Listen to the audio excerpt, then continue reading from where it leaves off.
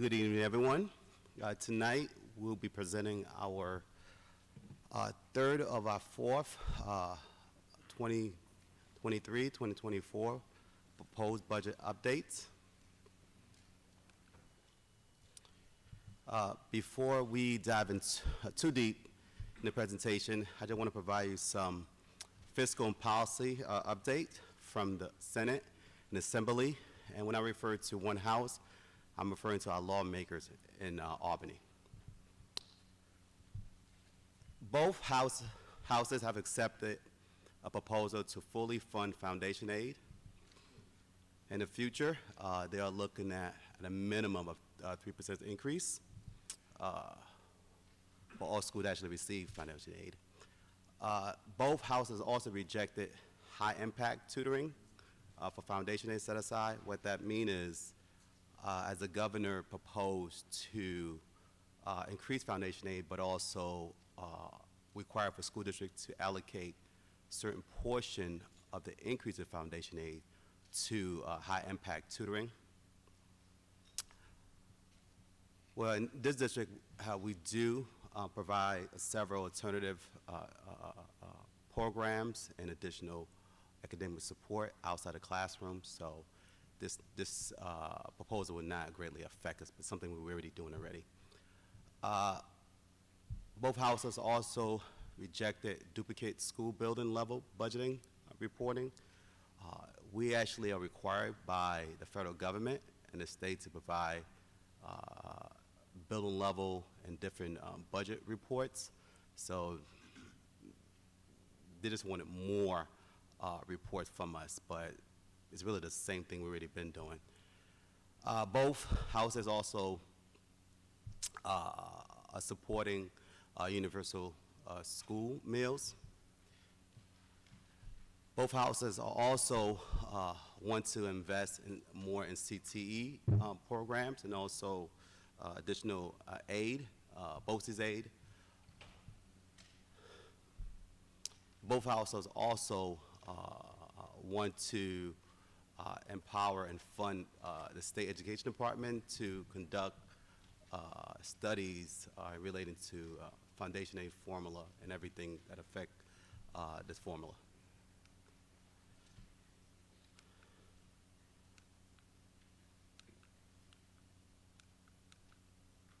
It's not working.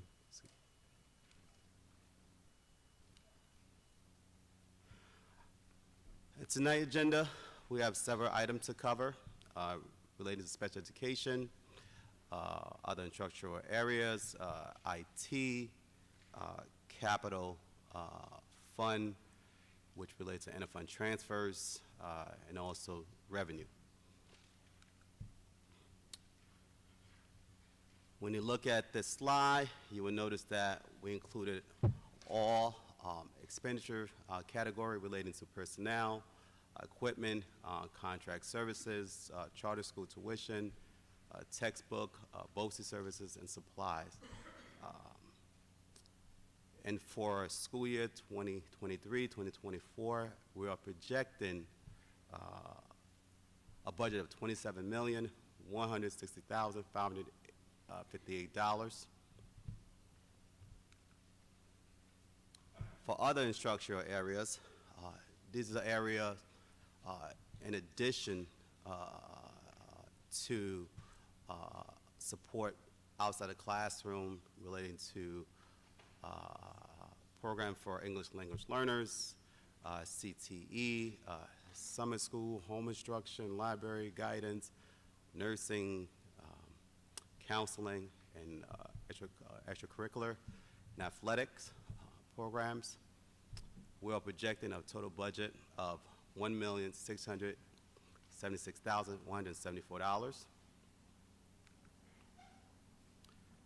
Program for English language learners. This is pretty much all staffing, and yes, the district have significantly increased staffing to support these groups of students to get them to the finish line. We are projecting a budget of $5,501,815. CTE, most CTE programs is BOCES services, and we're projecting a budget of $2,517,220. Now, this is all relating to summer school and other special school like home instruction, alternative programs. We're looking at a projected budget of $2,455,100. Library, we're projecting a budget of $886,480. Attendance we're projecting a budget of $342,848. For guidance, we're projecting a budget of $1,957,729. Nursing services and other health-related services, we're projecting a budget of $1,590,274.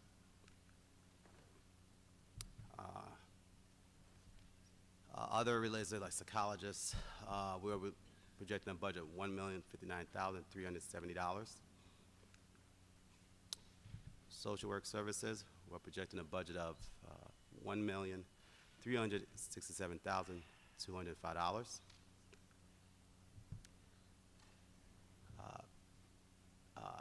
PPS, you will notice that there is a significant increase in this budget, and most of it have to do with required services. We are required to provide to students with certain special needs. We are projecting a budget of $1,008,804. And our core curricular activity budget, a budget of $372,246. For our athletic programs, we're projecting a budget of $1,676,174. For IT, yes, you will notice that there is a significant increase, and most of the significant increase for IT is relating to security. We're also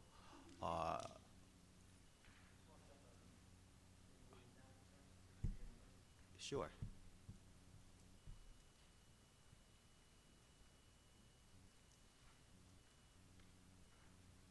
Right, thank you. For IT, you will notice that there is a significant increase, but a lot of the increase have to do with one additional staff.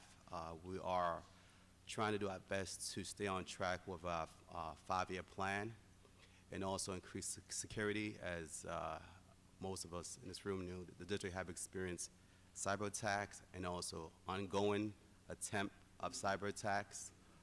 And we are utilizing BOCE as a partner to help us beef security as we move forward in the future. We just want to do everything in our power to ensure that we protect information and other properties of the district. We are projecting a budget of $4,334,360. And a fund transfer. So this is relating to a general fund supporting some special programs that are in special aid fund, but mostly capital improvement. I will be talking a little bit more about this in detail, some other slides.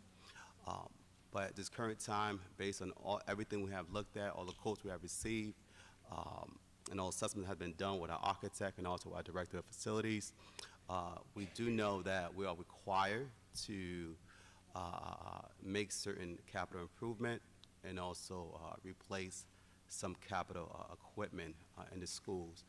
And regarding to increase in health and safety, and also some necessary ADA compliance requirements that we have to fund and invest in. So we are projecting a budget just for capital loan of $1,300,000, and also budget transfer to support special aid programs like ESY, but the district is required to fund 20% of extended school year for students who are special needs students, $350,000.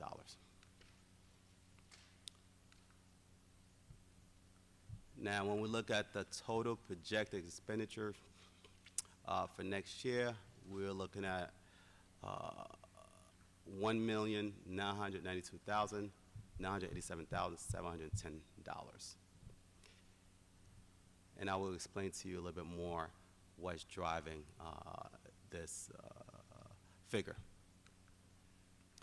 Now, you also have to look at, not just projection, actual cash and actual revenue that have came in the district, and what makes up the district revenue. For this district, most of the revenue comes from local taxes. The second large portion is your state aid, and less than 1% from other local funding. Now, we all look at a number from 2021 because those are the latest figures that we report to the state. But as we're also aware, the board just also accepted the 2022 audited financial statements this past month. Now, these are the actuals. Now, the numbers never tell you everything, but it sure does tell you a lot. Historical trends of actual revenues and actual expenditures. So when you look back, school year 2017, in the red bar, the district did actually spend more than income revenue that it actually generated that year. Then there was some changes made. Then the district slightly pulled itself out of operating deficit, right about the same amount that it had a deficit the prior year, in 2017. Then in school year 2019, the district did generate some surplus, about $1 million, a little bit over $1 million, just by making some adjustments. Then in school year 2020, the district ended up in an operating deficit again for various reasons. And now when you notice that school year 2021, what actually changed, it was a pandemic. And what also came with the pandemic, a lot of federal funding that significantly helped the district pay for all its expenditures. And we're going to talk a little bit more about that tonight. Now, what I also did was I look at the district expenses, put it into a pie chart, look how we compare to the state, overall state. The good news is we're pretty much aligned with other school districts when you look at this pie chart based on, these are the actual expenses, not projected. I mean, as for personnel expenses, equipment, employee benefits, which is about 69% of your costs is relating to personnel, and other expenses. The district is pretty comparable, but there's one number I want you to really focus on, what we need to talk more about tonight, is your contract services. We are a little bit higher than the average school district, but I'll explain more about why we're a little bit higher. Now let's look at our state aid. The latest projection that we have, these are true projection based on the governor runs and other information we have collected. All right, our state aid is increasing. Our BOCES aid, this is a projection. We don't have all the information yet from BOCES in the state. And high cost aid, which relating to special education expenses, technology, software, transportation, building, charter school aid, yes, you will notice that there is a significant decrease. So charter school transition aid means as the number of more student increase from Riverhead, instead of attending one out public school, they end up going to a charter school. From year to year, the state does give you a little bit of additional aid as a result. But we are aware that the charter school is currently at its cap, so it's very likely next year we won't see a significant increase, and it is reflecting those decreases in enrollment from year to year, because they have pretty much maxed out their enrollment numbers. And a high tax aid is usually the same number each year. So we are projecting state aid of $67,394,185. Universal pre-K, that's really any special aid. That's for only UPK-related expenses of $1,815,150. Now, your audited financial statements as of June 30, 2022, provide the detail of your fund balance, which make up of your reserve, restricted funds, your assigned fund balance, and you will notice that the total is $33,534,884 as of June 30th, 2022, and it did increase, but a lot of increase have to do with general fund aided expenses from federal stimulus money. Your reserve, we are at this current time making some recommendation. The district to use a little bit of money for unemployment reserve, TRS, your pension costs are going up. Workers' comp have significantly increased. Some repair work that have to be done. So when you look at the total reserve, we are making a recommendation at the time of $1,400,000 for the appropriate fund balance. Yes, they have increased, but the costs also have increased to $6 million. So a total of $7,400,000. Now, projected revenues, when we count for all the revenues that we receive related to property taxes, state aid, your appropriate fund balance reserve, which I always call it saving accounts, pilots, and other funding we receive, we are projecting total revenue of $184,058,938. And again, your UPK is $1,815,150. Now, we are projecting a budget gap for next year based on all the data that we currently have. Again, these are projections. We will have our final revenue numbers, we hope, by next week if the state adopt its budget. But right now, we are projecting a budget gap of about $8.9 million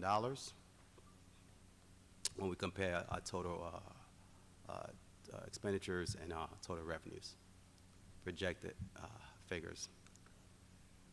Now, this slide, I want to spend a little bit of time on this slide because it's critical that we understand what's driving these increases in expenses. When you look at your revenues, you look at your expenditures and different mandates and the history of your foundation aid and other aid that you have received. Just within the last 5 years, actually, the district state aid actually increased significantly. Your state aid have not increased very much before that, all right? Now, when you account for all your grants, I'm not talking about your federal stimulus money because we know that's just temporary funds. you don't generate enough revenue to keep up with all your operational expenses from year to year. Property taxes and other local revenue have not increased at all, or if it is slightly increased. The district footprint have also significantly changed. Your student population enrollment have increased significantly within the past 5 to 6 years. And also 60% of your enrollment in the district live in a economically disadvantaged area or home. And research shows, and also we do know for sure that we have to provide additional services for the student. That's why you'll notice that the district have a lot of alternative program additional services outside the classroom. And these services, you have to pay for the services, and they do come at additional costs. Health insurance, employee benefit, and salary account for 69% of your overall cost. Now, the reason I'm highlighting health insurance, historically for consortiums, it have increased no more than 6% each from year to year. Now we are looking at, last year was 12%, this year is almost 16%. This is not affordable. At some point, some changes will have to be made to adjust for the significant increase. Yes, and the district health insurance consortium is through New York State. And currently, when we look at just the average increase in the past 3 years, is at 14%. Transportation, based on the study we have recently completed, we know that we have to make some adjustments. We're going to bell schedules,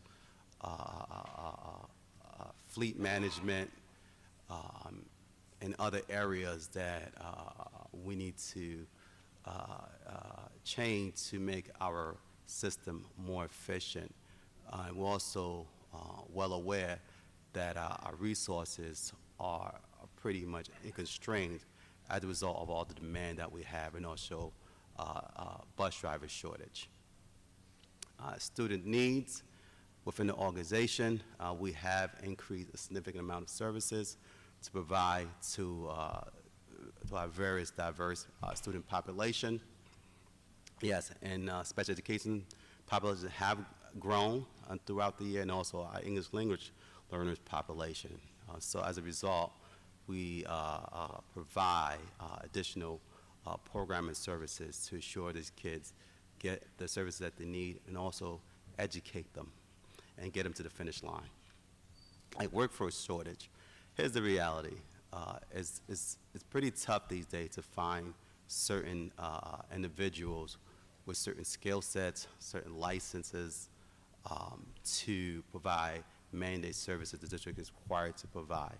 So as a result, to fill in the gap, the district have hired some contractors and also purchased some BOCES services to help us maintain our operation.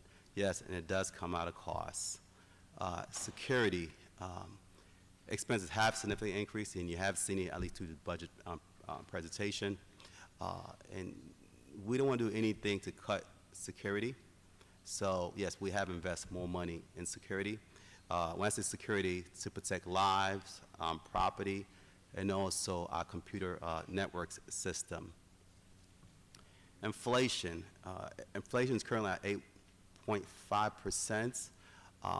What sometimes people don't realize that just like your own household, inflation will also affect the school district and any organization. As cost goes up for goods and services, that means we are spending more and we are forced to buy less. And it really does have a significant impact on your budget. Building maintenance.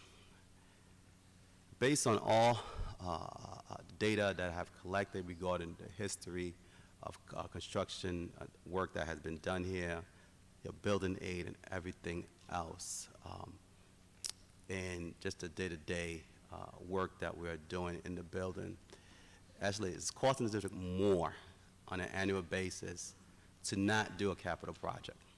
And that is the reality. And it is certain equipment that you have in the building that are depleting. And we are constantly transferring money from the general fund to do this small project. And at the end of the day, at some point, the district will be forced to make some serious changes or get into emergency. For example, boilers. Some of your boilers are, we do maintenance work on them, but the useful life is pretty close to the end. So these are the factors that, just based on all analysis we have done, all the data we have collected, that's truly driving your budget gap. So the district does have some challenges, but we also have some opportunities to make some significant improvement as we move forward. Our next final budget presentation will be the proposed budget, and also scheduling our public hearing regarding the proposed budget, and also our budget vote. Thank you. Any questions?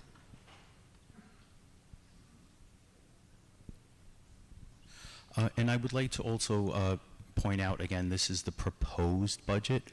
This has not been the finalized budget. We certainly need to go back and continually review to see how we could attempt to cut as many costs as possible. And I do want to share that we are looking for a 0% tax levy increase with this proposed budget. So I want to thank Dr. Asay for breaking everything down into detail and for sharing the information in greater detail line by line. But again, we are looking to present to the board a budget that would have a 0 tax levy increase for next year.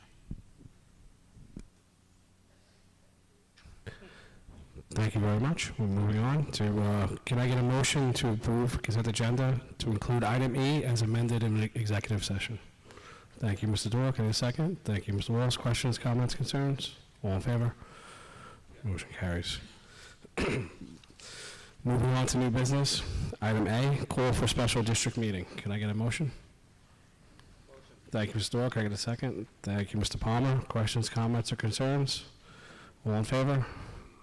Motion carries. Moving on to item B, appointment of vote workers for special district meeting. Can I get a motion? Thank you, Mr. Wallace. Can I get a second? Thank you, Mr. Dorr. Questions, comments, or concerns? All in favor? Motion carries. Thank you. Item C, approval of federal single audit. Can I get a motion? Thank you, Mr. Palmer. Can I get a second?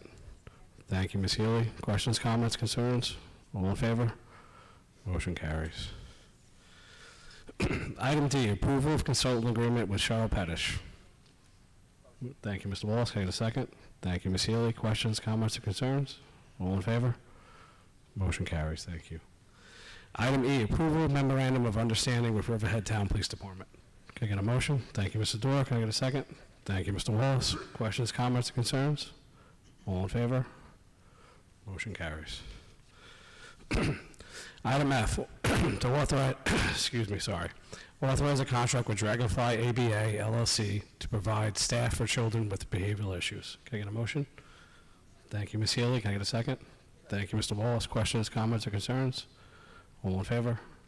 Motion carries. Thank you. Item G, approval of cooperative bids. Can I get a motion? Thank you, Mr. Wallace. Get a second. Thank you, Mr. Palmer. Questions, comments, or concerns? All in favor? Item passes. Item H, approval of second reading of revised board policies. We have the following policies. Policy 4000, student learning standards and instructional guidelines. Policy 4100, organization of instruction. Policy 4511, textbook selection and adoption. Policy 4772, graduation ceremonies. Policy 4850, dissection of animals in the schools. Policy 6830, expense reimbursement. A policy 6830-R, expense reimbursement regulation, and a policy 9645, disclosure of wrongful conduct. Can I get a motion? Thank you, Ms. Healy. Can I get a second? Thank you, Mr. Palmer. Questions, comments, or concerns? All in favor? Motion carries. Thank you. Item I, approval of EBLAR. Can I get a motion? Thank you, Mr. Dwyer. Can I get a second? Thank you, Mr. Palmer. Questions, comments, or concerns? All in favor? Motion carries. Item J, acceptance of donations. We have two. We have a donation of $500 from the Interdistrict Council of Superintendents towards a scholarship fund for a senior from the class of 2023. Thank you. And we also have a donation of 16 custom helmets valued at $1,007.86 for use by the Riverhead Central School District varsity softball program from the Riverhead High School Softball Booster Club. Can I get a motion? Thank you, Mr. Wallace. Can I get a second? Thank you, Mr. Palmer. Questions, comments, or concerns? Thank you. Yes, thank you. All in favor? Motion carries. Moving on for opportunity for board members. Nope.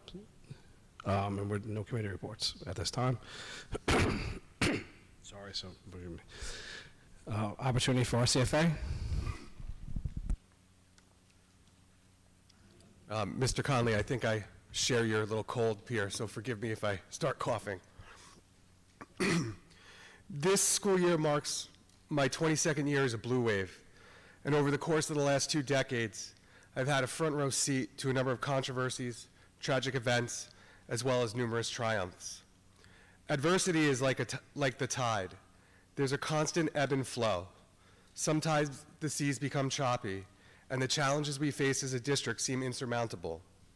Sometimes it seems as if a rogue wave can come crashing down at any time, pushing us off course.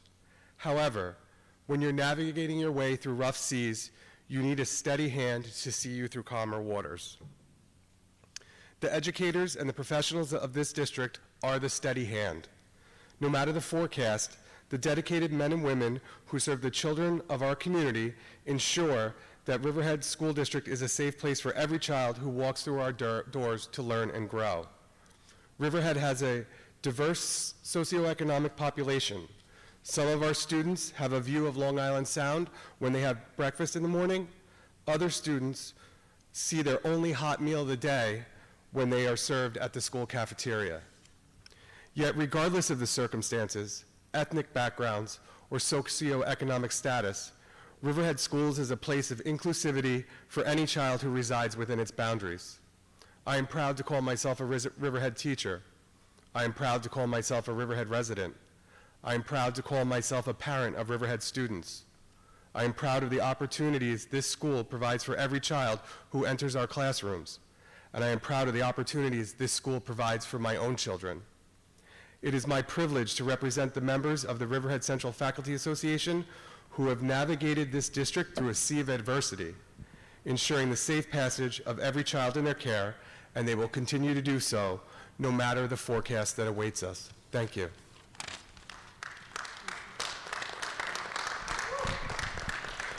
Thank you, Mr. Wallace. Opportunity for Rob? Lisa? There is nothing to report. There is none? Okay. Now we're going to open the floor for public comments. Right. So.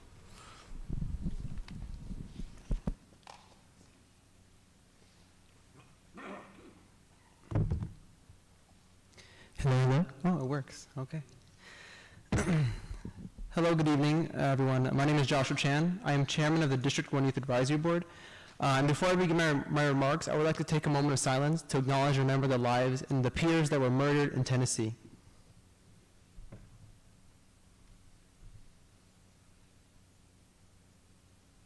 Thank you.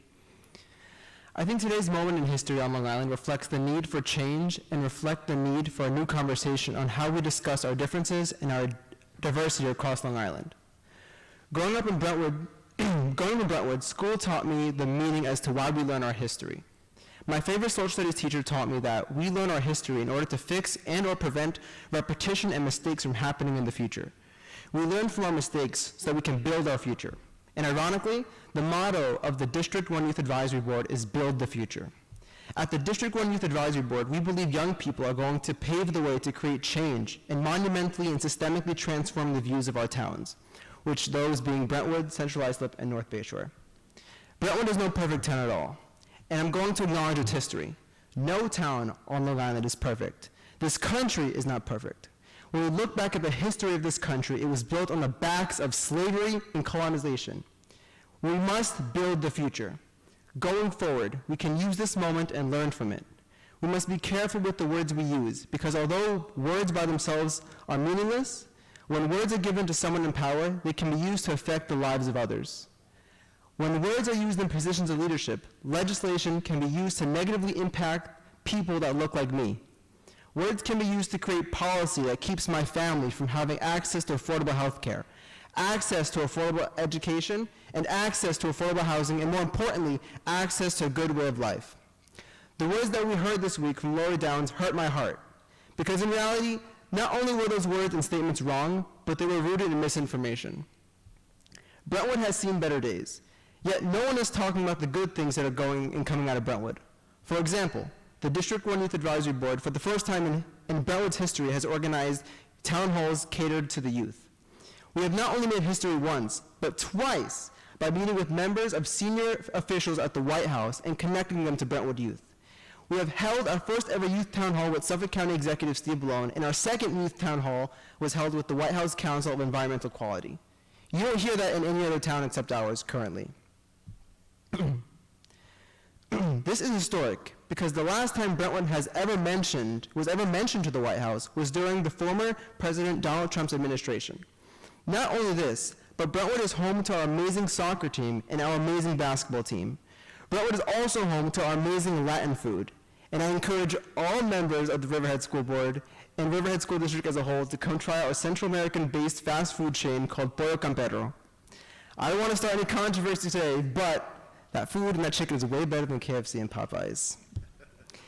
We can all reflect on this moment in time to realize that Brentwood is not what it seems. As a matter of fact, this youth advisory board that I chair was created by a Brentwood alumni named Ahmad Perez, who graduated in 2019 and who has also worked inside the walls of the White House. For the first time ever, Brentwood voices are being heard in the East Wing and the West Wing. Why aren't we talking about these stories? Why aren't we talking about the story of a 2020 graduate named Angel Alvarado, who went on to go to Yale? Why aren't we talking about Mariana Arbela, who was able to visit Twitter HQ and work on skills to become a young journalist? Why aren't we talking about our vice chairwoman, Destiny Eusebio, who's doing research into Alzheimer's at the University of St. Joseph's? Why aren't we talking about the amazing breakthroughs in research through the Regeneron project that Brentwood is being recognized for? It seems as though when Brentwood is mentioned, it's only brought up in negative conversations. This is why our group aims to eliminate. And growing up in Brentwood, you receive a reaction like, I'm so sorry. I heard it's dangerous over there. I heard there's gangs that run the streets. And we hear this growing up all single time. And when you leave Brentwood, this is all you hear. And although we hear these things, I'm still proud of the town I come from. I'm still proud that although sometimes we have to work 10 times harder than the town over, we still manage to figure it out. And these words that we have seen our entire lives should not be coming from someone who sits on this board. I'm glad to see Ms. Downs has resigned, but those words hurt us. In reality, those words aren't just hurting Brentwood as a town, but they're hurting the families. The families that work 60 hours plus a week just to live check to check. The families and the students that 89% of the students who economically are disadvantaged at our school. It's hurting those students. It's hurting the 12% or 7,000 families in Brentwood that don't have health insurance.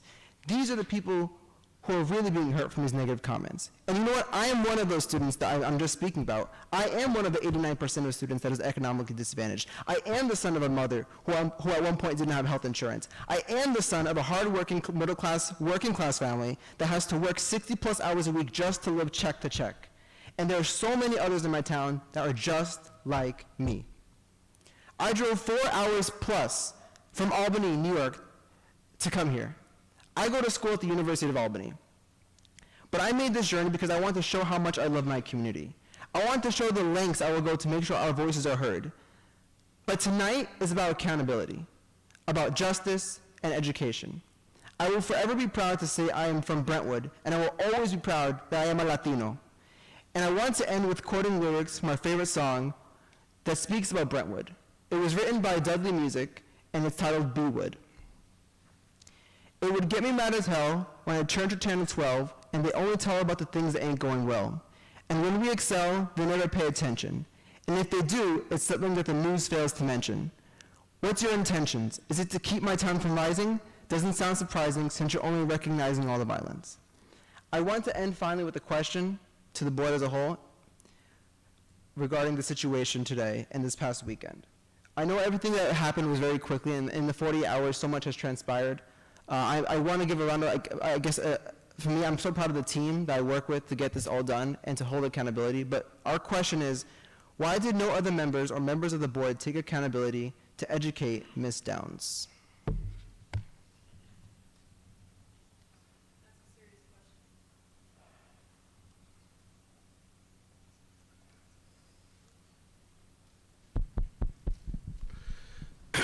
First off, by saying, I can say that's the first time that I have heard statements like that coming from Ms. Downs. So, as we said, she does not represent this board, does not represent anybody who sits up here. I guess us as a board and us as a district and us as a community, both communities need to do a better job of recognizing when we see something, you know, and I'm open to that. I think most of us are, to when we see something and take it seriously. So I don't really, but as far as that, for me, that was the first that I'd seen something like that. So.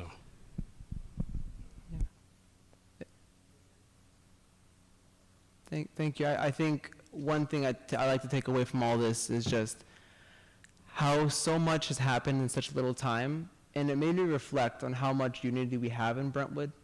And I know you guys might not be from these towns. You might not be able to empathize. Maybe you are able to empathize with the struggle that we go through, the poverty that we go through, the systemic racism and prejudice that we experience. These are all policy decisions. And those words, I want to emphasize what I said, that those words are meaningless unless they're backed by leadership and power. The reason why Brentwood is the way it is because of words and policy that turned into systemic issues. And I think accountability is so important in our modern day society, because when we look at Brentwood and the 89% of students that are economically disadvantaged, there's so many of the students that can't go to college because they can't afford it. The thousands of families that have to choose between keeping the lights on and going to the doctor. In America, in the most richest, most prosperous country in all of the world in history, when there's students that literally are going homeless and hungry in our town, and we hear comments like this, I feel like it minimizes how hard we really work. We have students here today in Brentwood that work so hard to get where they are today, working so many hours. Their families are coming from nothing. I come from nothing. I'm struggling to pay the bills back in Albany, but I'm here. You know, I have an internship up in Albany. I work in the Capitol. And we still have to fight and fight and fight and fight. And I'm not sure if you heard the words of Legislator Gonzalez, the words of our assembly member, our senator, our councilman, but we are all united to stop hate and the systemic racism that's affecting our town and the stereotypical comments. So I appreciate that she resigned, and I look forward to creating a new dialogue between Brentwood and Riverhead. Thank you so much.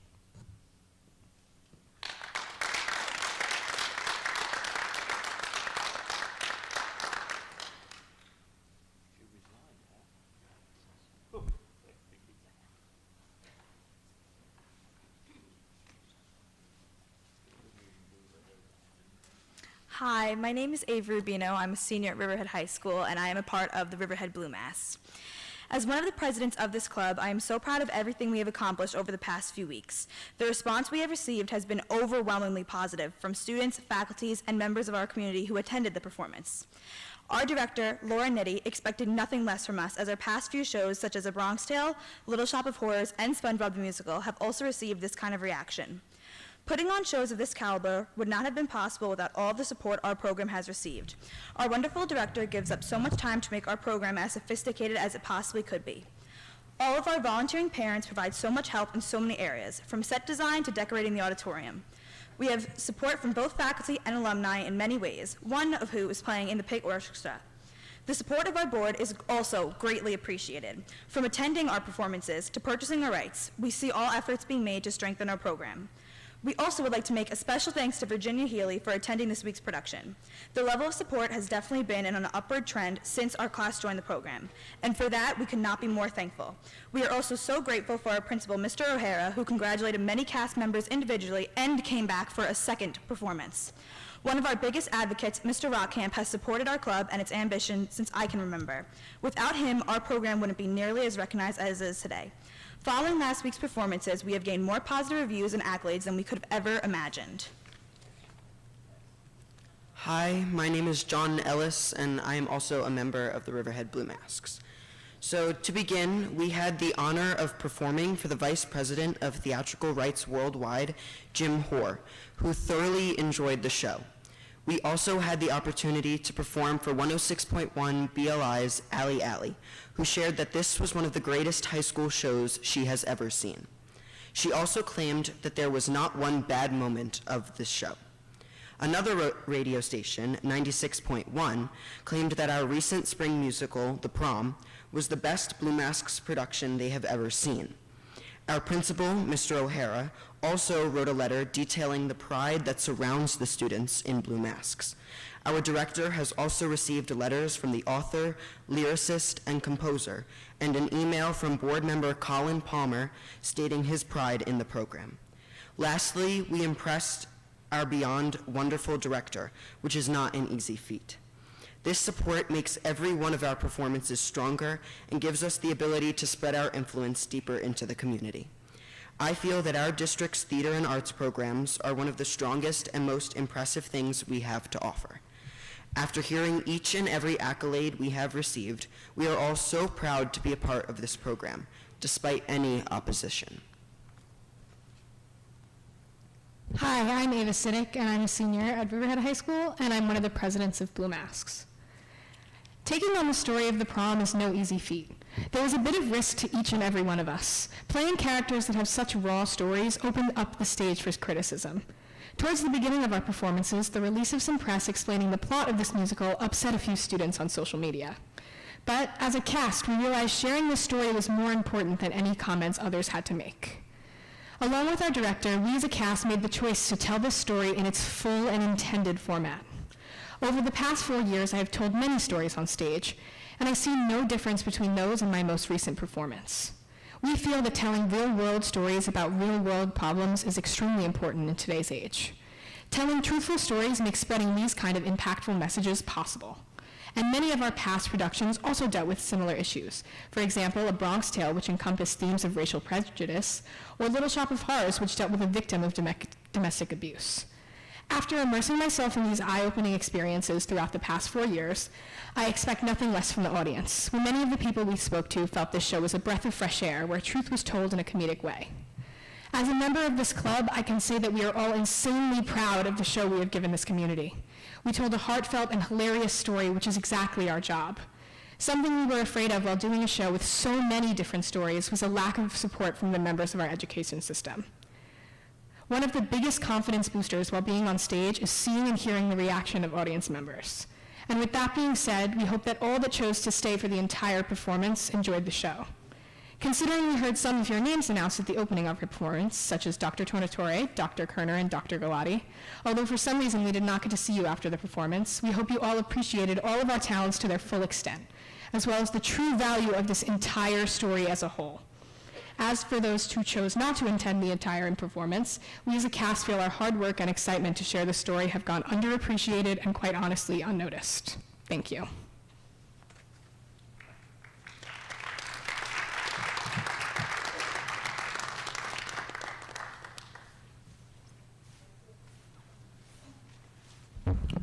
Good evening.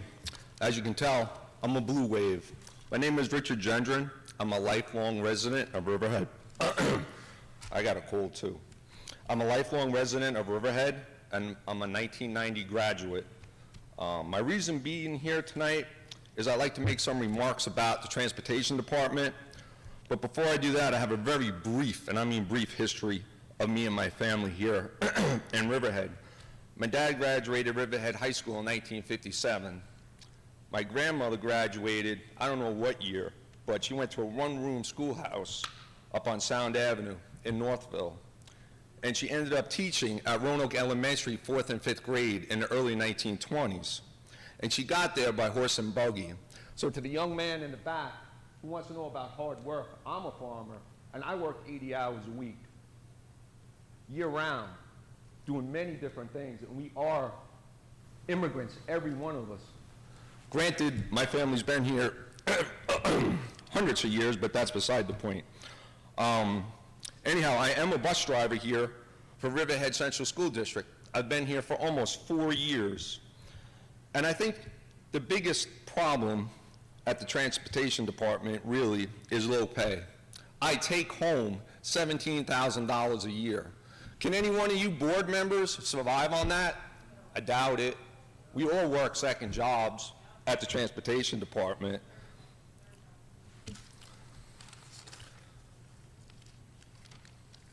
In the 4 years I've been there at transportation, I've received a total of a 55-cent raise for all 4 years combined. You cannot retain or attract new drivers with low pay. It's also very bad for morale, and I think I probably speak for most people in the department when I say that. We have a lot of responsibility sitting behind us, and we should get paid more. Did you know that 9 out of 10 people trained at the transportation department to be drivers don't stay on as drivers? They get a job somewhere else for higher pay. And bus monitors, they make $14.50 an hour. They can start at Walmart for $17. I believe the drivers and monitors should get across the board a $5 an hour raise to put us in line with other transportation department companies that are offering a $31 an hour rate. I'd also like to add that LET is working very hard to keep the transportation department running while being very short-staffed. In closing, I'd like to say that I was planning on leaving the transportation department at the end of the school year, and to be quite frank, I was burning up my sick days because I have other things I can do in my life other than I felt like I was just wasting them for low pay. But now I see that there's a change, I think, that's going to happen. So I'm going to stay on. I'm going to see what happens next year. If I like what I see, I'll stay. Anyhow, that's it. Thank you. Have a good night.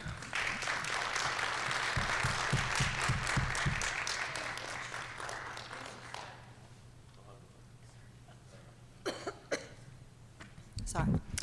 My name's Kimberly Wilder, and I am a resident of Riverhead. I used to live in Amity Harbor, and I used to work with some people in Brentwood on community projects. And I feel like I'm just in such a unique position because I just really care about our school district. I care about our school board. And I have so many conflicting feelings about the situation that happened. What I want to say is that Lori Downs is known as someone who really gave her heart and soul to our district for like a long time and worked hard. But the comments that she said just expressed racism and white privilege. And it was wrong and hurtful and dangerous for someone in a leadership position to do that. But the thing that some of us are mourning is that Lori Downs may have been one of the least racist people on the school board. I mean, it's just, the fact of the matter is, look, we're all white people here, you know, and it's like running the things. You can't understand how other people feel about things. And I think it's funny for people when they get their defenses up, when white people get their defenses up, to start saying different things. And one of the things is to start like saying, oh, everything's great here, we treat everyone nice here, everything's perfect. But as some of you know, I do an organization, Riverhead Razzie, and one of the things is our schools are so disparate. And it's not, oh, it's great, it's equal. Roanoke Avenue School is rated like a 1 out of 10 on different rating scales. That's the downtown school where there's more people of color. But then we have Riley and Aquabog that are rated 5s and 7s.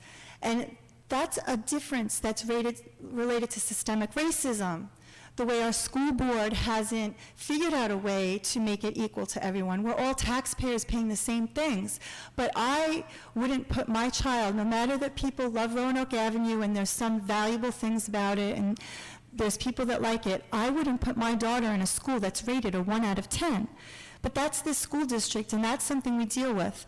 So we all have to reflect on how to make things more equal, how to care about people that don't look like us, how to invite people that don't look like us. As Minerva said, invite them in, invite them to be school board candidates, invite the voting process to be better. Dare I say, it's systemic. One thing is there's a really great idea that people don't have to be citizens of the United States to vote in a local election sometimes. You can do that. Our school system, our county could be so profound and care so deeply that we could change the system and say that people that are residents in the Riverhead School District can vote in the school district even if they're not citizens of America. That's a real honest way to invite everybody in and to do things. So I just wanted to say that I know that there's white privilege, and I have some of it. I know that there's racism, and that it made it so that I had to choose a certain place to live in Suffolk County, where I knew that if I had a child that was a person of color, that they would feel comfortable. And knowing that my nephews and my niece are people of color, I had to choose where to live. So there's housing issues, school issues. It's all real. And then again, it's funny because there's Lori Downs, who's someone in the middle of it, who's a lot like me, who has white privilege and makes mistakes, and made a fairly big mistake while she was in a position of power. So I just want us to all reflect on our own things, how we could fix things and how we can make things better, and not just say one person resigned, who might have been one of the more sincere and wonderful people. We might have lost someone that we needed, and we needed to work her through things. But you know, it was probably good for the community and the times and the healing that somebody's gone, but I can't wait to see how we can all work through this and be better at the end.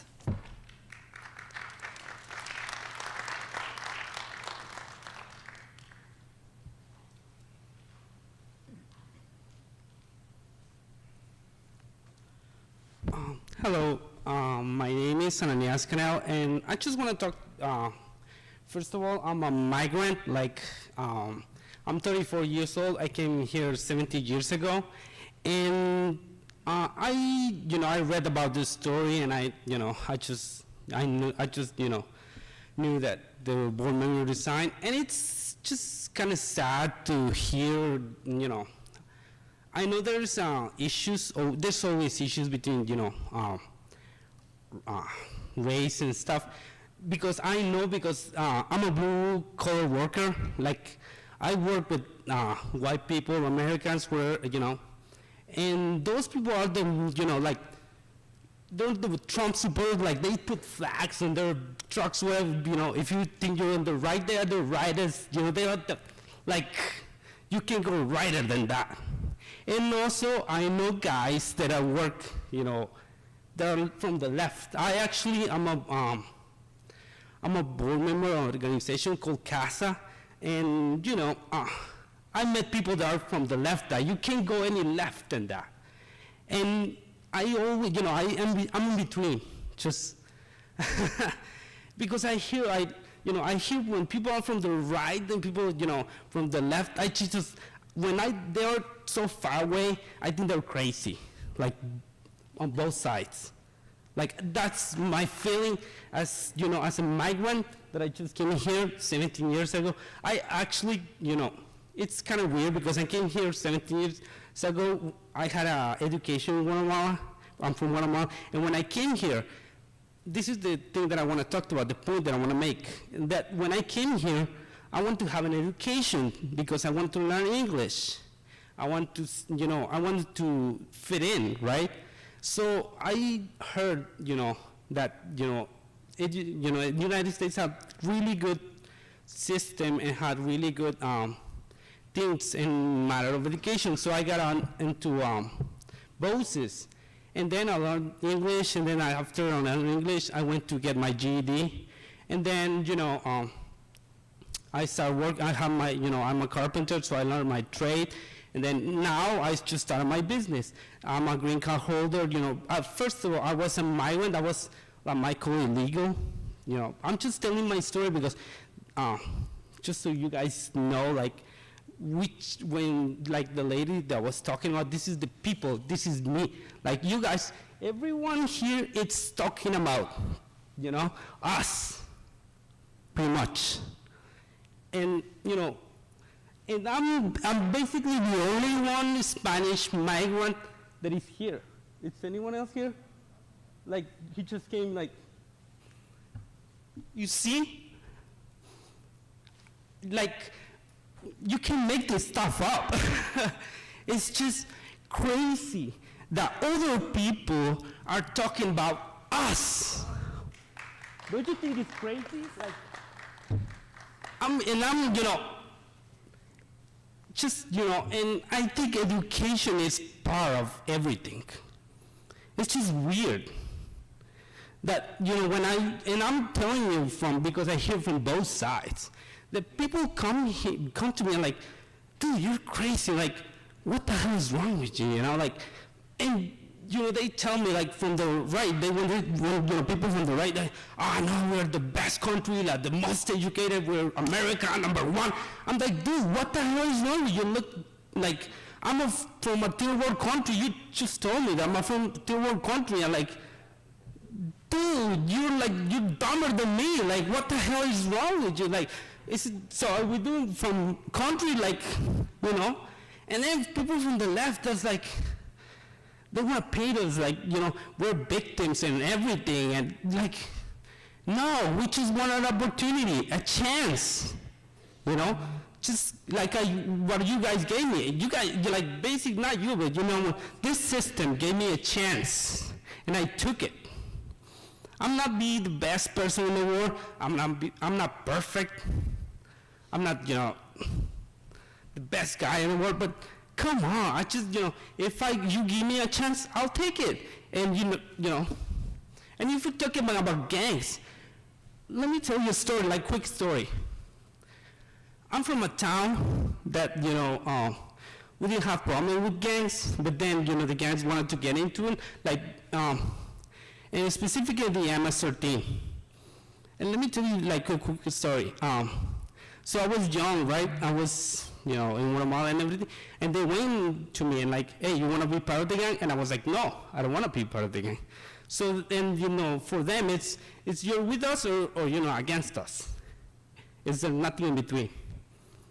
So, you know, you know, they want to kill me like 2 or 3 times. And actually one of the guys, the guy wanted to get me killed, like he tried to kill me.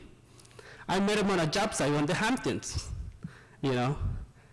And I was like, what the hell? And, you know, this guy wanted to kill me, right? 3 years ago, 4 years ago, what the hell? And so we saw each other, and you know what is the weirdest part? They had to trust my life in him because that was his job. Like, I had to trust him to do my job.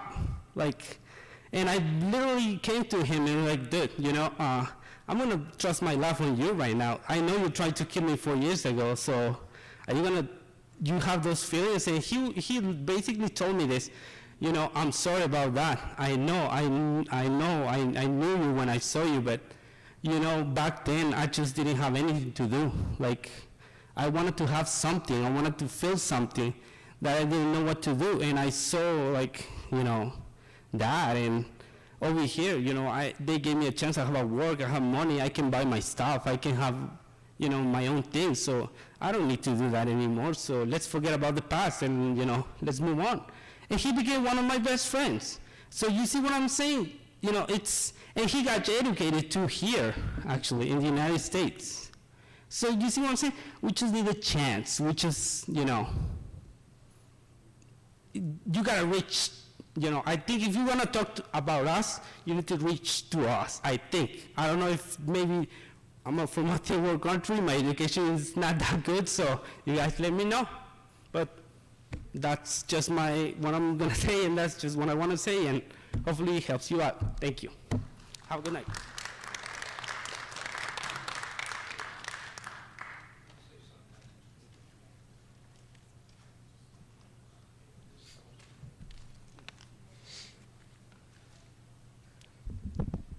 Good evening, everyone. To the distinguished members of the school board. I'm Legislator Sam Gonzalez. I represent the 9th Legislative District. And the majority of that hamlet is Brentwood. You know, I have this whole thing that I wanted to talk about, but I'm going to throw that out the window because the stories that we just heard is the stories that pretty much are success stories in Brentwood. The Joshua Chan, Ahmad Perez's of the world, those are students that have struggled in my community. I came here today at a press conference because not only did I request an apology, but I also requested that she stop her tenure and resign.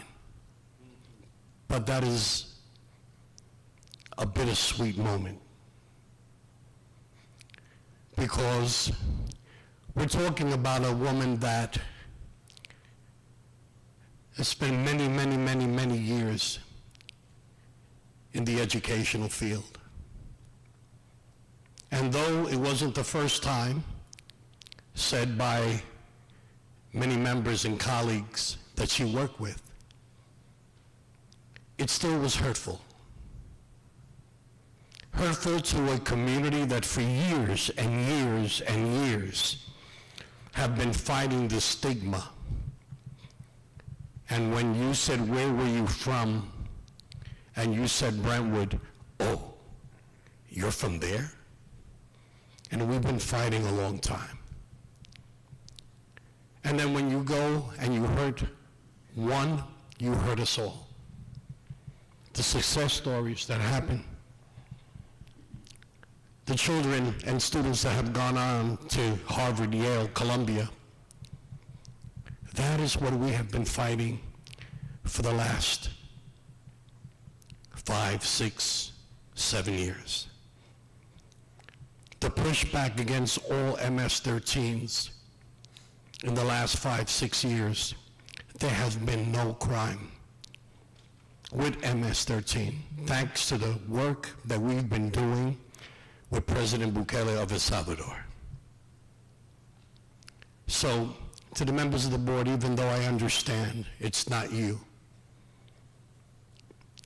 I ask that whoever will be the next board member, that you really take a look down deep inside and make sure that these comments that hurt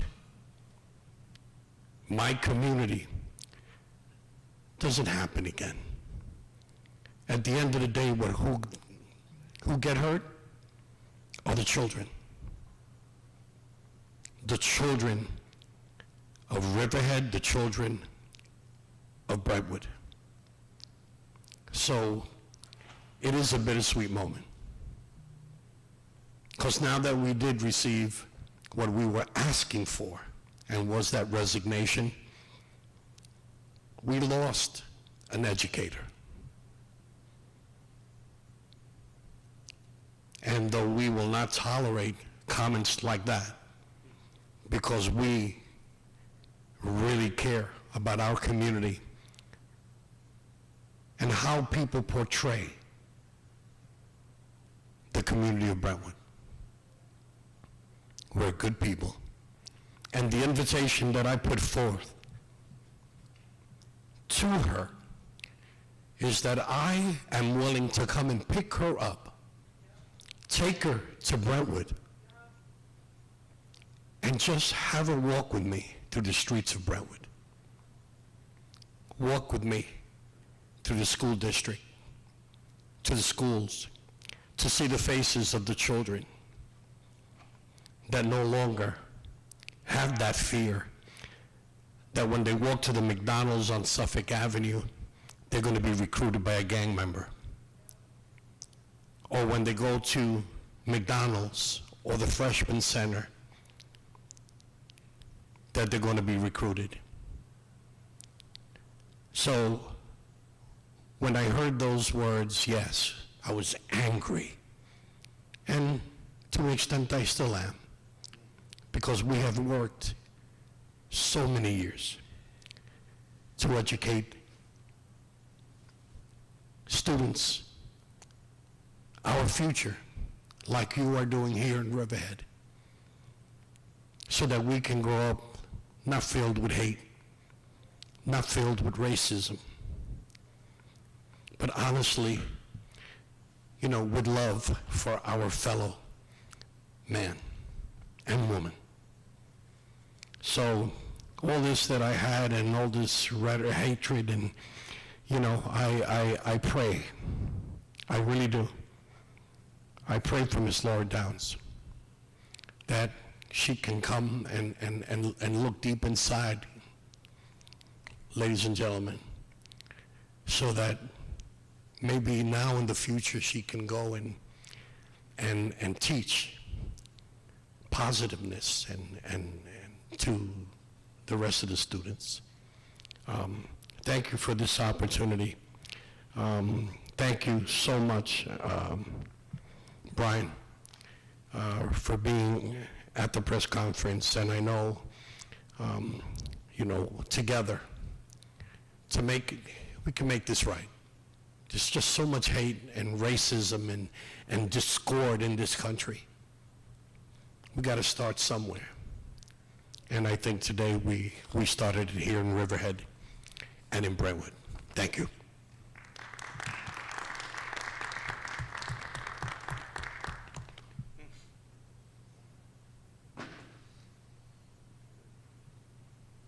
Anyone else for public comment? I'm so sorry tonight. I apologize. Anybody else for public comment? Seeing that there isn't any, can I get a Mr. Conley, excuse me, I have a couple I'm that were sorry. sent in. Okay. The first one is from Paul Peterson from Riverhead. The district is now requiring the PTOs pay for the paper used to send home flyers to go all digital. This is an unnecessary burden for the PTOs already struggling to raise money to serve the students and families of the district. We are, after all, a nonprofit, all-volunteer organization. Another sent in by Jen Smith from Aquabog. Please do your absolute best to make the community understand the actual tax increase, payment per household, what people will be paying. The budget numbers and percentages make it very difficult to understand, and we have already had a very difficult time passing a 0% budget increase. Thank you. Another from Jen Smith from Aquabog. Please clarify the large increase in BOCES and charter school for the public, as the typical school items are a slight increase towards the overall budget. Thank you.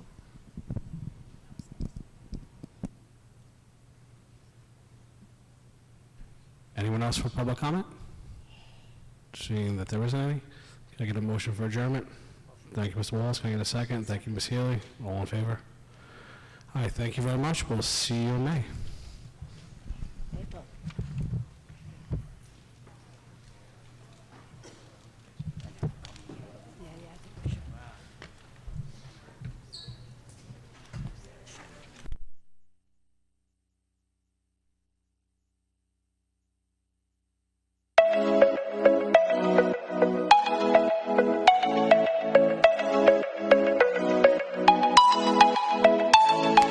Please help support the Riverhead Central School District YouTube channel by subscribing.